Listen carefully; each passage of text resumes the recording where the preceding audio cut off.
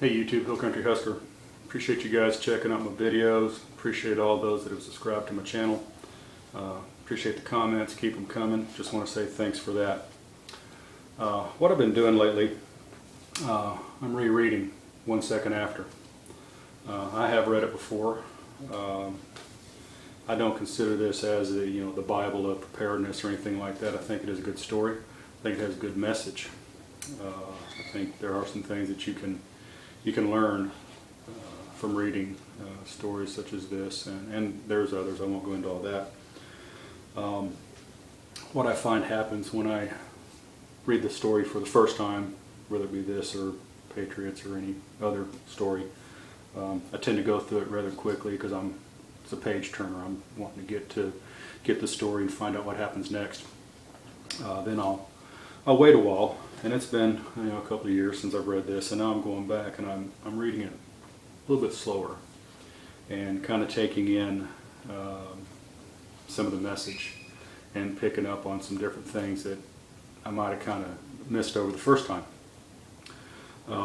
What I picked up in this instance is what I want to kind of talk about. I'm not going to do a review or anything. I just want to kind of cover one of the messages that I picked up from this, and it occurred on day 5 after the event had occurred. If you've read the story, you'll recall on day 5 some of the guys, John and Charlie and Washington and a couple of the kids from the college, make a trip over to Asheville to check with the authorities there to see what they know, what happened. Black Hawk helicopter had flown over in their direction, so everybody's trying to figure out what's going on. So anyway, you remember that part of the story. They've gone over there. They were stopped at the ramp by a couple of police officers. One of them, a guy named Gus, real hard ass. Anyway, I'm not going to go into all that. Charlie goes down to talk to the authorities, and Washington, 2 college kids, and John are left there with Gus and Bill, the 2 policemen. While they're there, a procession of hippie types having a parade, banging a drum, got their signs, the end has finally come, and we got what we deserved, and such like that.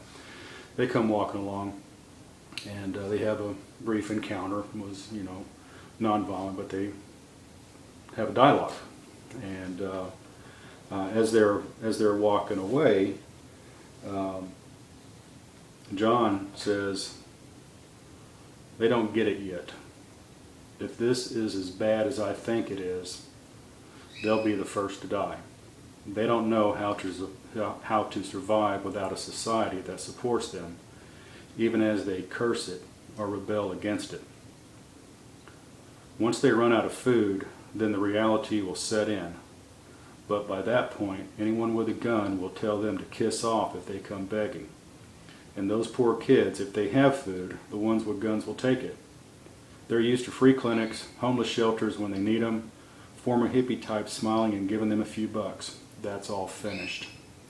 They'll die like flies, poor kids. No idea whatsoever how vicious the world can really be when it's scared and hungry." That's the part that's kind of sticking with me right now. No idea whatsoever how vicious the world can really be when it's scared and hungry. I'm sure most of you guys out there have a good idea. That's why you're probably watching this video.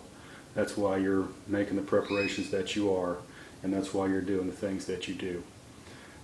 What I think we need to be aware of is that in an event, whether it be a regional isolated event like the Katrina, or whether it be a nationwide, widespread catastrophic event like the EMP that happened in the story 1 Second After. Those people will be out there, and they will be totally oblivious to what the reality of the situation is and what's to come.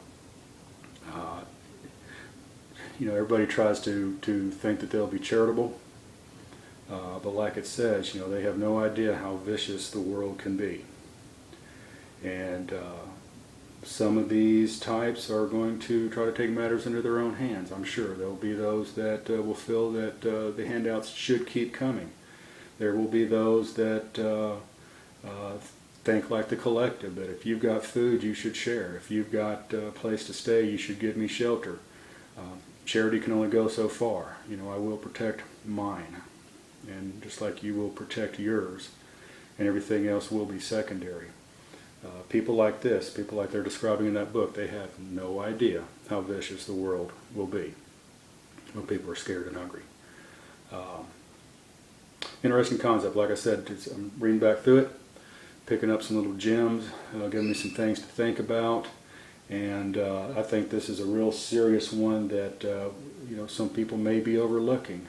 You know, they may not be thinking about how people they know and how their neighbors and people that they see on the street, how an event like this will affect them because they are not prepared.